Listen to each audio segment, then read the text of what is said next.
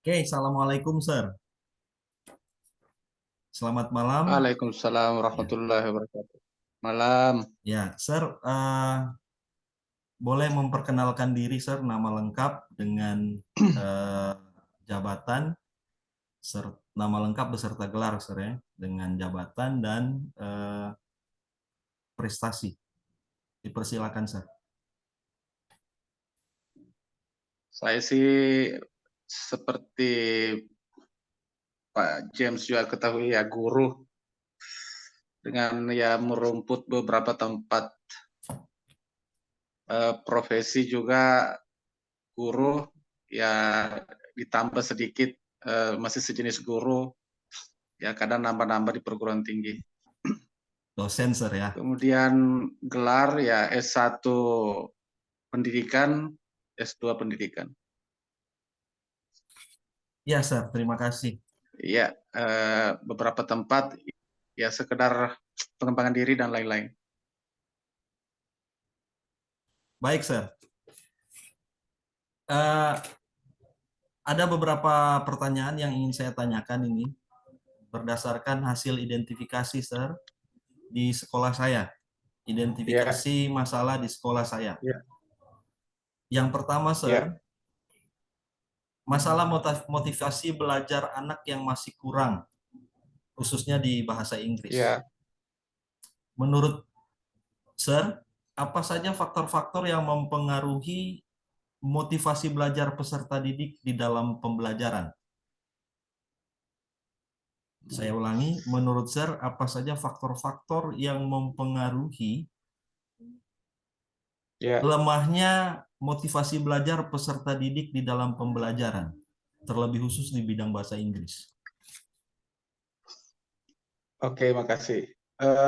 Kalau kita bicara motif atau motif-motif atau motivasinya siswa ya, Ya, saya Sir. rasa eh, itu bisa beragam dari satu anak ke anak yang lain. Tapi kalau mungkin banyak yang menjadi penyebab atau menjadi motivasi anak untuk belajar lebih khusus bahasa Inggris, maka mungkin kita boleh kelompokkan bahwa bisa saja lemahnya itu dari faktor internal, bisa saja lemahnya itu dari faktor eksternal. Mungkin yang lebih ke internal anak atau internal siswa bisa saja bahwa yang bersangkutan memang tidak memiliki kompetensi memadai dalam hal bahasa misalnya. Bahwa kita tahu Pak Guru berdasarkan teori-teori modern bahwa eh, ada yang memang disebut multiple intelligences ya, Ya, ya multiple kecerdasan intelligence, ya. majemuk atau kecerdasan ganda. Kalau kita mengacu di sini bahwa memang secara bawaan atau secara internalnya siswa memang ada anak yang memiliki sebutlah kecerdasan bahasa. Ya, Nah, tentu berbeda dengan anak misalnya dengan kecerdasan spasial, body kinestetik, intrapersonal, interpersonal, yang kalau tidak salah ada 8 atau 9 itu. ada 9, Ya, Sir. jadi ini mungkin bisa kita sebut faktor internal. Ya, Anak-anak dengan eh, kecerdasan linguistik itu otomatis akan berpengaruh pada motivasi belajarnya. Itu saya rasa. Mungkin juga selain faktor kecerdasan ganda tadi, bahwa seorang anak bisa memiliki satu, dua, atau lebih kecerdasan yang bersamaan di dalam tubuhnya atau di dalam bawaannya, talentanya, tetapi itu memiliki porsi yang berbeda satu sama lain. ya, Sir. Bahwa anak itu punya inteligensi bahasa, saya rasa semua punya. Tapi berapa porsinya pada setiap anak itu yang kemudian berbeda. Itu yang saya tahu dari sisi barangkali kajiannya ya, kajiannya yang sekarang juga dikenal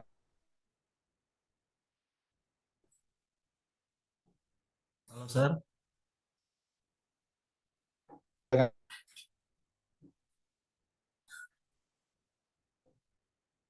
Halo, Sir.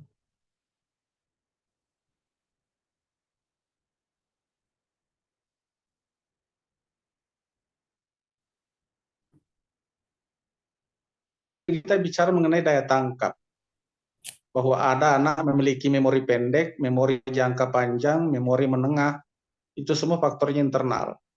Ada Pak, kemudian anak tumbuh dan berkembang dengan gizi cukup. Saya rasa itu juga berpengaruh. Walaupun ini sebentar, tentu banyak berkait dengan faktor eksternalnya ya, ya, di faktor gizi, faktor makanan. Dan kemudian ke faktor eksternal juga yang barangkali paling berpengaruh adalah lingkungannya. Sambil bercanda, saya ingin mengangkat sebuah anekdot kecil, Pak Guru, iya, Pak Guru. Bagaimana? bahwa orang mengatakan gini, anak-anak di London, anak-anak di London Di Inggris? itu, iya, London Inggris, itu di usia 2 tahun atau bahkan usia 3-4 tahun lah ya, itu sudah fasih berbahasa Inggris. Masuk akal kan? Iya, masuk akal, Pak. Masuk akal kan? Masuk Ya, akal. Karena ya. lahirnya di Tapi Inggris, Pak. anak-anak kelas 2, tapi anak-anak kelas 2 bahkan S2 di Indonesia ya jangan paksa dulu untuk fasih. Ini barangkali yang paling mudah kalau kita melihat dari sisi faktor eksternalnya seorang anak atau seorang individu, bagaimana dia merespon bahasa sebagai bagian dari kebutuhannya. Iya, Pak. Saya rasa banyak faktor lain, tapi yang paling sederhana barangkali bahwa memang ada motivasi anak dan ada yang disebut faktor-faktor yang mempengaruhinya. Salah Baik. satu barangkali dari sekian banyak itu ya saya sebutkan tadi, tapi saya rasa banyak baik internal maupun eksternalnya anak. Kira-kira Iya. gitu, Pak. Baik, baik, baik, Sir. Luar biasa. Terima kasih untuk pertanyaan pertama. Saya rasa cukup luar biasa sih, Sir, masalah faktor internal dan eksternalnya. Tapi tadi ada yang miss, kebetulan mungkin jaringannya tadi agak gangguan ketika Sir sampaikan mengenai teori spasial dan sebagainya yang di internal. Ya, Saya ya, ya. rasa, ya. Jadi mungkin bisa diperjelas lagi, Sir, yang di teori yang internal tadi secara spasial, bagaimana itu Oh, maksudnya? ya, ya. Ya, ya. Jadi gini, menurut kajian-kajian dan saya rasa ini banyak diadopsi sebagai bagian dari pertimbangan orang-orang modern, Ya, bagaimana kita menyikapi anak-anak dalam hal melihat potensinya, bakatnya, keterampilannya, atau bahkan motif-motif belajarnya. ya, Gini, dulu ada sebuah teori yang saya rasa cukup populer, walaupun tidak berarti akrab di kita, ya, karena mungkin di sekolah atau di tempat lain memang jarang diperdengarkan, yang disebut kecerdasan majemuk. ya, ya, ya, Jadi gini, kecerdasan majemuk itu kira-kira mengartikan begini, bahwa tidak ada anak yang betul-betul pintar matematika lalu tidak tahu yang lainnya. ya, Tidak ada anak yang hanya bakatnya musik lalu tidak ada yang lainnya. ya, Setiap kita diberi kecakapan, diberi kemampuan atau inteligensi dalam ragam yang kita boleh sebut ada 8. Sekarang baik, pengembangannya 9. 9 ya, Itu ragamnya. baik, Ragamnya. Tapi setiap anak memiliki dari sekian ragam itu dalam porsi berbeda. Sehingga bisa, muncullah apa yang kita disebut ya, menonjol. Misalnya oh anak ya, dengan yang menonjolnya itu musik. ya, Musik. Maka sebentar anak ini kalau dia mendalami musiknya, lalu dia memiliki prestasi, memiliki kemampuan dan lain sebagainya, ya mungkin dia sering hari-hari kita sebut sebagai talenta. ya, Iya, talenta. Tapi begini, dalam multiple intelligence ini saya menyebut beberapa. Pertama, ada yang disebut mental mathematics. Ada anak memang dengan kecerdasan matematika. Anak ini di belajar matematika, dia rela meninggalkan semua mata pelajaran lain, yang penting hadir di matematika. Anak ini akan bahagia sekali jika guru matematikanya masuk, dan akan bersedih sekali jika guru matematikanya sakit atau berhalangan. Suatu oh, hal yang jarang terjadi di sekolah kan? ya, jarang sekali ini, Iya. Anak ini nantinya punya kecenderungan menyukai matematika, punya kecakapan matematis seperti fisika, mungkin kimia, mungkin biologi, atau arsitektur dan lain sebagainya. Anak ini otomatis punya motif yang besar jika berhadapan dengan sesuatu yang berkaitan dengan matematika. Ini yang disebut mental matematik. Kemudian ada juga persepsi kita yang kemudian keliru. Kita sering menganggap anak itu pintar kalau jago matematika. Ya, Nah, tapi kita lupa bahwa justru orang sukses sekarang ini Pak Guru, yang banyak pendapatannya dalam hitungan menit, bahkan detik, adalah pemain sepak bola. bukan matematika. Itu artinya kita tidak boleh mengabaikan satu prestasi, mengunggulkan satu kecakapan, satu talenta, lalu melupakan yang lain. Makanya guru harus menjadi fasilitator yang adil. Nah, olahragawan itu dalam istilah kecerdasan majemuk kita tadi itu disebut body kinestetik. Oke, baik. Siapa itu body kinestetik? Mereka adalah koreografer, mereka adalah penari, mereka adalah olahragawan, mereka barangkali adalah dancer, dan lain sebagainya. Ini Yang orang-orang yang punya kelenturan tubuh, punya kemampuan untuk mengolah gerak. Body kinestetik. body kinesthetic, sorry. Kemudian ada, ya, kemudian ada lagi linguistik. Saya ambil yang ketiga, ini linguistik, yang bersentuhan barangkali dengan topik yang kita bahas hari ini. Iya, bahasa. Bahwa ada anak memang punya kecakapan berbahasa, Pak. Ya, contohnya gini. Dalam sejarah kita mengenal ada orang yang dengan mudah belajar bahasa-bahasa. Ya, Ya, ada orang yang kemudian kita sebut poliglot. Orang yang mampu bercakap, berbahasa, atau memediasi dirinya dengan bahasa sekian banyak. ya, Kita di Indonesia mencatat misalnya Agus Salim, bahkan ada seorang yang pernah jadi mangkubumi di kerajaan Goa itu bahkan menguasai 12 bahasa, Pak. seperti Nah, halnya dengan Bung ini Karno, bukan, Pak ya. ya, jadi ini bukan sesuatu yang artinya sekedar dilatih, tapi dia menyatu di dalamnya bahwa dia memang punya talenta bawaan ke situ, di samping tadi motif-motifnya. Nah, kita juga tahu misalnya akhir-akhir ini munculnya fenomena di Ome TV Vicky Naki ya. Iya, Vicky Naki, poligletis. Iya, ya. Itu orang mampu mempelajari bahasa dengan begitu cepat. Ya, Yang oleh orang lain menempuh lewat jalur bangku kuliah sekalipun, itu tidak akan mampu sama cepatnya untuk fasih seperti Vicky Naki. sah itu, Pak. Nah, apa yang boleh kita katakan dengan ini? Kita bisa mengatakan bahwa dia memang adalah linguistik. Ini yang disebut kecerdasan linguistik. Nah, lalu ada yang disebut juga, karena ada 8 ini Pak Guru banyak, Ya, misalnya spasial. Pak Guru menanyakan tadi spasial ya. ya, Spasial itu gini, ada anak kemampuan berpikir ke ruangan, space. Siapa mereka? Misalnya juru gambar. Siapa mereka? Misalnya arsitek. Siapa mereka? Mungkin mereka adalah desainer. Siapa mereka? Mungkin mereka adalah ahli pemetaan. Orang-orang seperti ini mudah sekali menggunakan space sebagai sebuah kemampuan. Karena kita tahu misalnya penata panggung. Itu kecerdasan spasial. Seorang sarjana sipil, bagaimana dia merancang jembatan enak dilihat, ahli taman termasuk barangkali ya, atau biasa disebut desain eksterior. Dan ini yang kita sebut dengan kecerdasan spasial. Dia kalau berada di satu tempat dengan mudah menghafal tempat-tempat itu, dan kalau datang dia bisa melihatnya kembali dan menceritakan. Letak titik A ada di sini, letak titik B ada di sini. Dia kalau berada di suatu tempat dengan mudah dia menghafal jalan-jalan, sementara yang lain kesulitan. baik. Seperti itu kira-kira spasial.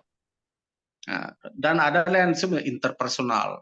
Interpersonal ini jangan pandang enteng, karena orang ini banyak yang sukses. Sukses. Orang yang memiliki kecakapan untuk membangun hubungan-hubungan dengan orang lain. Kita tahu Pak Guru, banyak di masyarakat kita orang tidak pandai melakukan banyak hal. Tapi dalam urusan lobby-lobby dan lain-lain, Luar biasa, Pak ya. urusan mencari pertemanan dan lain-lain, nah itu biasanya orang bisa dominan di kelompok kita. Jadi jangan berpikir bahwa orang sukses itu ditentukan oleh orang cerdas, tidak. Ya, tapi bisa ditentukan jika dia memiliki talenta, dan talenta itu ketemu dengan bukunya, Begitu, Pak. ketemu dengan ruangnya, ketemu dengan tempatnya, ketemu dengan orangnya. Nah, sedikit berbeda dengan kecerdasan intrapersonal.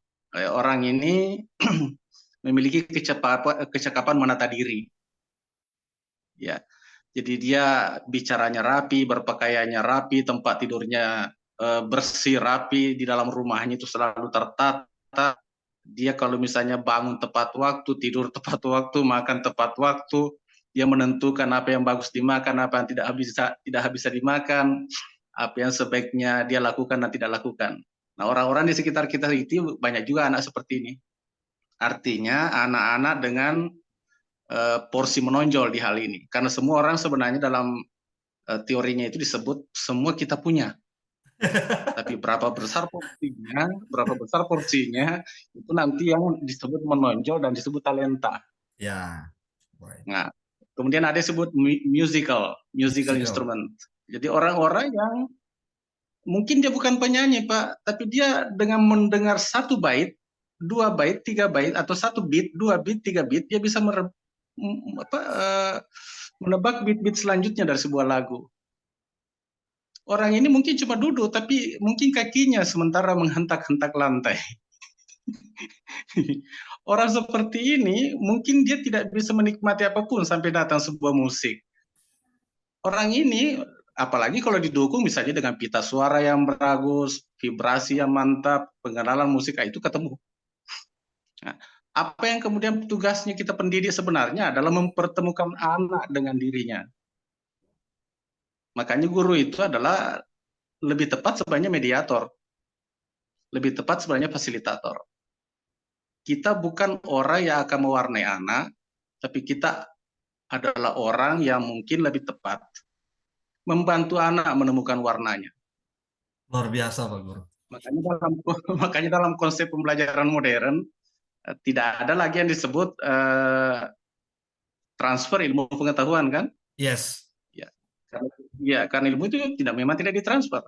Yang ada itu adalah transformasi pengetahuan. Transformasi. Kenapa kalau transfer? Ya, transformasi. Coba lihat orang-orang bicara ahli pendidikan, tidak ada menggunakan kata transfer pengetahuan, semua transformasi. Itu maknai bahwa kita ini sebenarnya tidak perlu membawa anak seperti kita. I see. Karena kalau saya Arham, sesuatu yang berwarna hijau, alangkah celakanya kalau anak-anak saya paksa semua jadi hijau. Dan celakanya kalau ada anak-anak yang tidak bisa jadi hijau. Ya, jadi mungkin kita barangkali lebih tepat. Bagaimana caranya anak itu menjadi warnanya sendiri dengan bantuannya saya yang hijau. Ya, Pak. Luar biasa. Baik, Sir, ini menarik ya. Tapi untuk masalah kurangnya motivasi belajar mentransfer 1000 itu. Karena tidak ada orang mampu memindahkan ilmunya ke orang lain 100%. Ya. Para suhu-suhu dulu pun kalau memiliki 10 ilmu, cuma 9 yang diturunkan.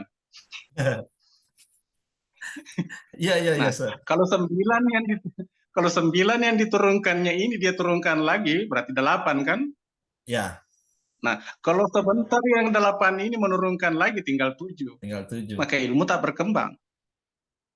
Iya, tapi dengan memfasilitasi anak belajar, dia bisa tumbuh jauh lebih banyak dari gurunya. Ya, lebih baik dari gurunya. Makanya jangan ditransfer. Ya. Makanya pembelajaran kita, kurikulum kita yang lalu itu adalah modelnya adalah pembelajaran konstruktivis. Ya, konstruktivis. Bukan berarti kita memindahkan ilmu ke siswa, tapi kita membawa anak itu mengkonstruk ilmu yang tanpa batas itu.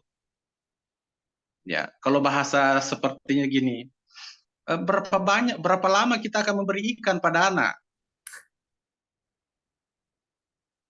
Atau saya beri mereka jala, saya beri mereka pancing. Berapa lama saya akan memberi ikan pada anak? Atau saya berpikir, kenapa saya tidak beri pancing? Kenapa saya tidak beri kail? Nah, kira-kira ini analogi saya untuk menggambarkan bagaimana sebenarnya menjadi pendidik. Memang saya tahu bahwa sekarang ini banyak disadari orang dan telah menganut itu, tapi mungkin ya saya juga tidak yakin karena saya juga bergelut di tengah-tengah pendidikan. Saya juga tidak yakin bahwa semua dari kita menyadari itu. I see, Sir. Dan banyak sekali sebenarnya hal-hal yang perlu digali dalam ilmu-ilmu kependidikan kita, baik didaktiknya, metodiknya, dan lain. Anak sekarang kan kita lihat sendiri Pak Guru kan, dengan dunia yang berkembang, di mana sumber-sumber menjadi tidak lagi tunggal, beda dengan dulu bahwa guru adalah sumber satu-satunya, sekarang guru hanya salah satu sumber. Jadi celakanya kalau anak sekarang menjadikan gurunya sebagai sumber satu-satunya. Itu yang Sekarang hanya bahaya. salah satu sumber. Salah Dan satu salah satu sumber. sumber yang lemah. Kalau dilihat dari kata sumber, Sumber ya. maka guru celakalah kalau dia tidak menjadi fasilitator. Celakalah kalau dia tidak menjadi mediator. Karena dia bukan sumber yang kuat. Sumber yang kuat itu Google. Sumber yang kuat itu media. Iya, iya, iya, iya. Iya. Ya, I see, makanya I see. jangan mengambil peran itu, jangan lawan Google, jangan lawan media, jangan lawan pertemanan yang dibangun oleh anak-anak. Biarkan mereka mengkonstruk ilmunya, di mana kita menjadi penggembalanya. Ya, kira-kira seperti itu. Dan gini juga, saya melihat pendidikan kita, saya menyebut kita karena saya ada di dalamnya, Pak Guru ada di dalamnya. Terkadang yang kita tidak sadari itu adalah zaman yang bergerak begitu cepat. Zaman yang bergerak begitu cepat. Sehingga kita mungkin masih terpola bahwa dulu kita selalu menjadikan guru itu lebih tahu dari saya. Kalau saya siswa ya, guru saya lebih tahu dari saya. Tapi hati-hati Pak, itu tidak seperti itu lagi. Kalaupun saya lebih tahu dari siswa, itu selisihnya mungkin hanya detik. Bahwa dia membuka di jam 7 pagi, saya sudah membukanya di 6.30 pagi. Ilmu saya dengan dia sudah sama, cuma beda kecepatan. Nah, jangan sampai kita kalah cepat. Karena katanya ada dua hal yang berdari di bumi ini, kita dan waktu. Ya, kalau kita berada di depan, maka kita orang yang dikatakan berkemajuan. Ya, kalau kita berkemajuan atau berkembang, kalau kita berada di tengah sama cepatnya dengan waktu, maka kita disebut berkembang bersama waktu. Tapi kalau kita di belakang, berarti zaman di depan. Kalau kita di belakang, zaman di depan, berarti kita yang ketinggalan zaman. Old fashion. Ya, karena jujur sekarang apa yang Anda ajarkan di sekolah, itu anak-anak bisa dapatkan lebih dulu dari Pak Guru. Di Google. Ya, jadi mari kita sadarkan diri sebelum menyadarkan anak-anak bahwa pembelajaran sekarang multi resources, Multi resources. multi method, multi approach, dan multi techniques, dan yang paling penting multimedia. Multimedia. Yes, yes, Saya yes. dan Pak Guru sedang bermultimedia hari ini. I see. Bahkan detik ini. Oke, Jadi Sir. banyak sekali sebenarnya. Ini barangkali hal-hal kecil yang boleh saya sampaikan di kesempatan awal saya. Iya, iya, iya. Masih mau lanjut ini, Sir. Pertanyaan kedua ada hubungannya dengan yang tadi. Oh, monggo, monggo. Ya. Pertanyaan berikutnya, Sir. Ini mengenai model-model pembelajaran yang tadi Pak Guru, Sir ada singgung. Ada hal cukup menarik juga yang tentang penggunaan model-model pembelajaran. Ada beberapa model pembelajaran mungkin yang Sir so ketahui, yang kemudian yang ingin saya tanyakan adalah begini, mengapa masih sekarang, ya, mengapa masih ada saat sekarang ini, mengapa ada guru yang pertama kita harus membedakan dulu jaringan kurang. Ya, saya ulangi. Halo, Sir. Saya ulangi. Bisa kedengaran ini? Halo, Ya, Sir. ya. Ya, Sir. Sudah. Ya, mengapa masih ada guru yang belum memahami secara utuh terkait model-model pembelajaran yang sebenarnya sama seperti yang Sir sampaikan tadi, itu adalah salah satu amunisi ampuh dalam proses pembelajaran. Mengapa, Sir? Ya. Pertama dulu gini, ada kerancuan kita memahami bahwa di pendidikan itu ada yang disebut mode, teknik, strategi, bahkan model. Nah, yang saya sebut tadi itu memang secara teoritis bukan model, ya. Tapi karena yang kita singgung sekarang model, maka saya mengacu saja pada kurang lebih 21 model pembelajaran inovatif. Ya. 21 model pembelajaran inovatif. Dan memang bukan berarti semua guru harus menguasai 21-nya, karena setiap model pembelajaran sesuai dengan sebutlah tulisan tebalnya di situ dikatakan begini. Tidak ada model pembelajaran yang cocok untuk semua materi pembelajaran. Kenapa bisa Dan begitu, Sir? tidak ada materi pembelajaran. Tidak ada model pembelajaran cocok untuk semua materi pembelajaran. Sebagaimana tidak ada materi pembelajaran yang cocok untuk semua model pembelajaran. Jadi gini, yang harus guru ketahui adalah mengenal karakter materinya, mengenal karakter anaknya sebelum dia memilihkan modelnya. Baik, Seperti baik. membeli baju. Tidak semua model baju bisa dipakaikan ke orang. Ya, Tidak semua ukuran boleh pas pada semua orang. ya. Nah, maka dibuatlah semacam model-model yang dapat dipilih dengan pertimbangan guru. Nah, model-model itu memang kebanyakan diadopsi dari luar. Ya. Ada yang kompetitif, ada yang kooperatif. Itu yang kelimanya. Nah, model-model itu yang mungkin disebut kooperatif itu dicampur kompetitifnya juga ada, karena belajar itu cuma dua itu yang kelimanya diklar, pembelajaran kooperatif dan pembelajaran kompetitif. Gini, mungkin Pak Guru pernah mendengar misalnya kooperatif tipe STAD, Student Team Achievement Division. Yes. Ada yang disebut Jigsaw. Jigsaw. Ada yang disebut TGT, TGT. Team Group Tournament. Yes. Ya. Ada namanya TPS. TPS. Team Pairing Sharing. Tim Ada yang pairing disebut sharing. number hack. Kemudian ada yang disebut intinya banyak sekali, semua model pembelajaran ini bisa dipakai, tapi jangan sampai kita pakai tanpa pertimbangan, satu, materi ajarnya, kedua, karakteristik anaknya, mungkin ketiga juga waktunya dan lain-lain. Maka sebaiknya guru itu adalah memang menguasai sebanyak-banyaknya model-model pembelajaran, terutama yang inovatif, di samping dia sendiri dapat mengembangkan model-model pembelajaran yang kira-kira bisa diadaptasikan dengan kondisi atau situasi yang dihadapi.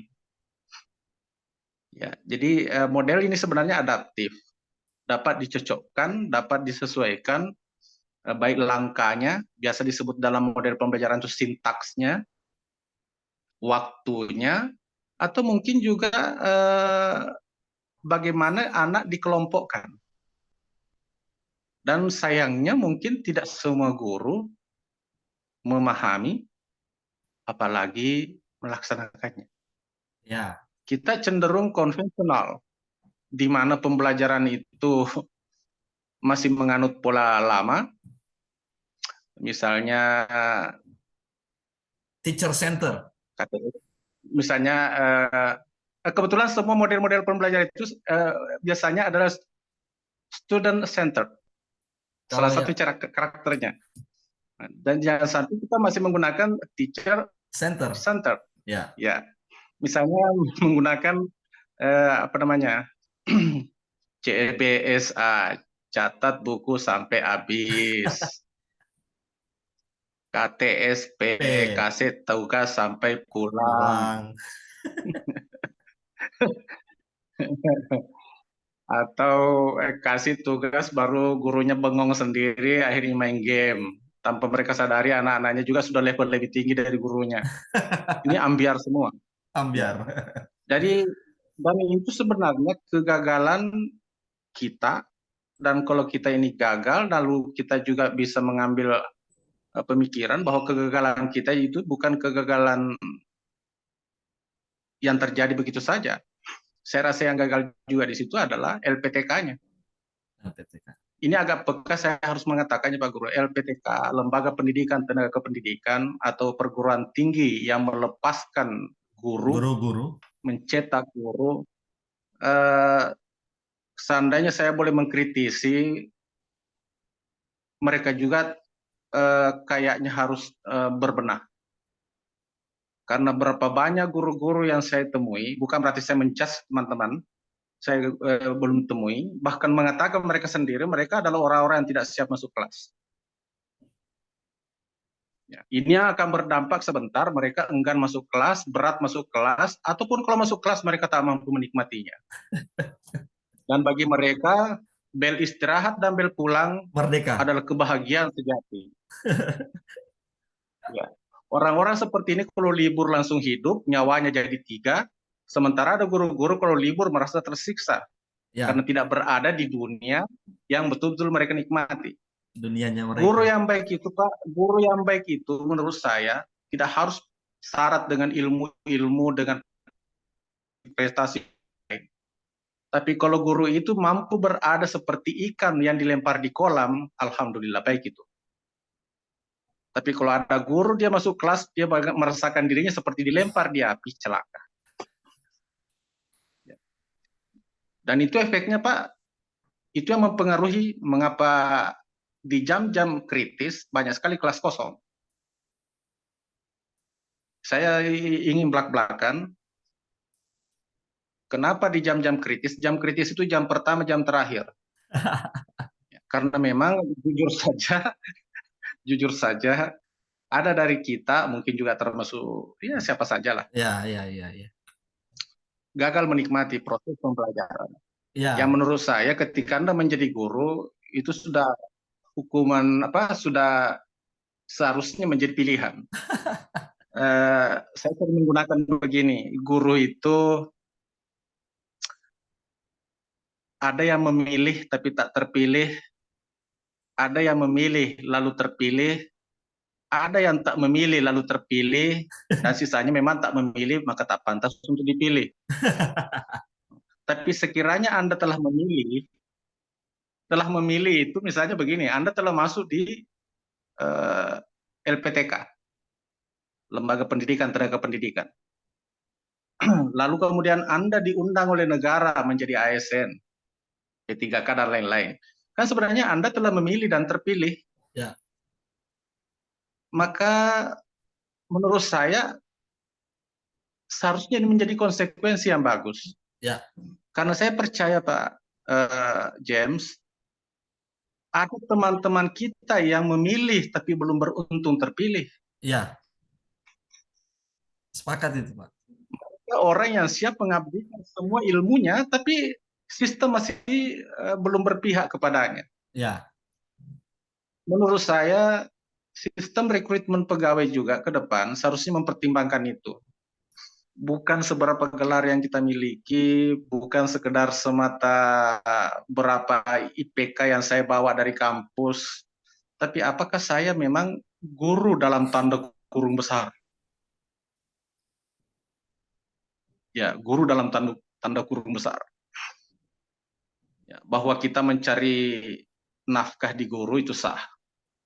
Karena jujur Pak, saya sering mengatakan ke teman-teman secara filosofis begini, guru itu adalah jalan Rasul. Ya, kita tahu bahwa Muhammad itu adalah guru, sebagaimana Yesus itu guru. Ya. Kita kenal mereka punya murid. Ya. Ya. Ya, dalam berbagai surat kitab-kitab suci mereka itu adalah guru-guru.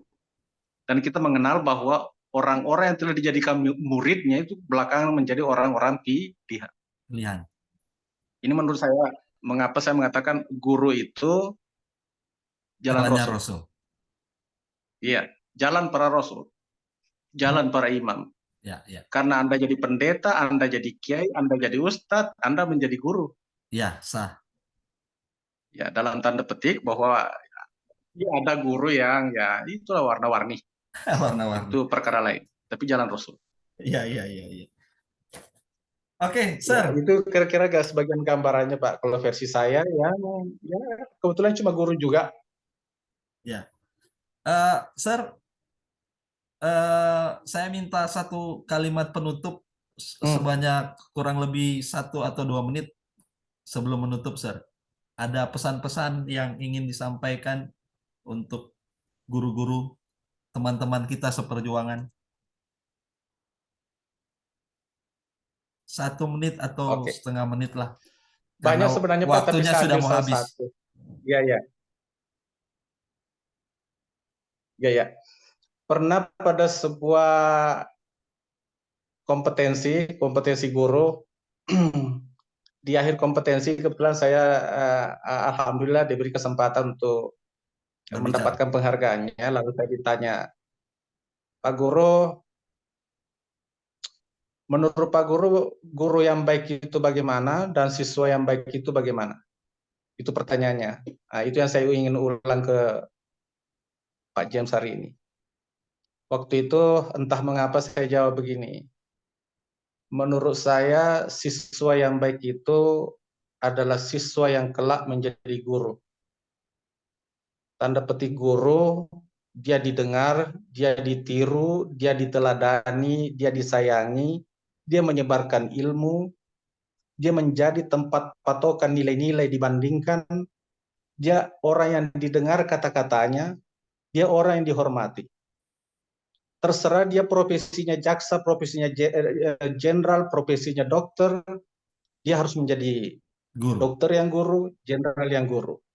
Jadi siswa yang berhasil adalah siswa yang kelak menjadi guru. Lalu saya ditanya, kalau guru yang baik itu yang bagaimana? Maka saya jawab, guru yang baik adalah guru yang menjadi siswa selamanya. Iya, artinya tiada akhir untuk Belajar. berhenti belajar. Ya, Sah. selalu menganggap diri bahwa ada sesuatu yang harus kita pelajari dan selalu kita menganggap diri bahwa saya tidak sempurna Tidak dan sempurna. harus bertanya, harus belajar, harus mengeksplorasi diri dan lingkungan saya. Kira-kira begitu, Pak. Luar biasa, Sir. Luar biasa. Ya, terima kasih. Saya dapat banyak pencerahan malam ini. Terima kasih sudah membantu saya, Sir, untuk bahan saya Ya, di PPG. Semoga Tuhan siap-siap. memberkati Sir selalu dalam kehidupannya dan kedepannya semakin Amin. sukses, Sir ya. Amin, amin. Oke, Sir. That's all for today, Ya, Sir. Thank you very much once again. God bless you. thank you, Pak. Success Ya, always. amin. Good evening, Sir. Good evening.